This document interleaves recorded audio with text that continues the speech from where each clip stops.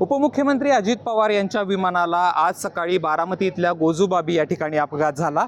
हे उपमुख्यमंत्री अजित पवार यांचं विमान मुंबईवरून अजित पवार बारामतीमध्ये सभेसाठी येत होते। आज उपमुख्यमंत्री अजित पवार यांच्या बारामतीमध्ये 4 सभा होत्या आणि त्यासाठी उपमुख्यमंत्री अजित पवार बारामतीत येत असताना विमान लँड होत असताना त्यांच्या विमानाला अपघात झालेला आहे। या ठिकाणी आपण बघू शकतो अग्निशामक दलाचे जवान या ठिकाणी विमान विझवण्याचा प्रयत्न करत आहेत। धावपट्टी लागताना उपमुख्यमंत्री अजित पवारांच्या विमानाचा अपघात झाला आणि या ठिकाणी आता सध्या परिस्थितीमध्ये आपण बघू शकतो विमानाची झालेली अवस्था। या ठिकाणी अग्निशामक दलाचे जवान जे आहेत या ठिकाणी विमान जे आहे ते आग विझवण्याचा प्रयत्न करत आहेत आणि हे जे समोर या ठिकाणी बघू शकतो त्या ठिकाणी धावपट्टीला लागताना उपमुख्यमंत्री अजित पवार यांचा अपघात झालेला आहे। उपमुख्यमंत्री अजित पवार यांना रुग्णालयात दाखल करण्यात आलेलं आहे। नेमका अजित पवारांची तब्येत कशी आहे हे समजू शकलं नसलं तरी या ठिकाणी जो आहे तो मोठा अपघात जो आहे त्यांच्या विमानाला झालेला आहे।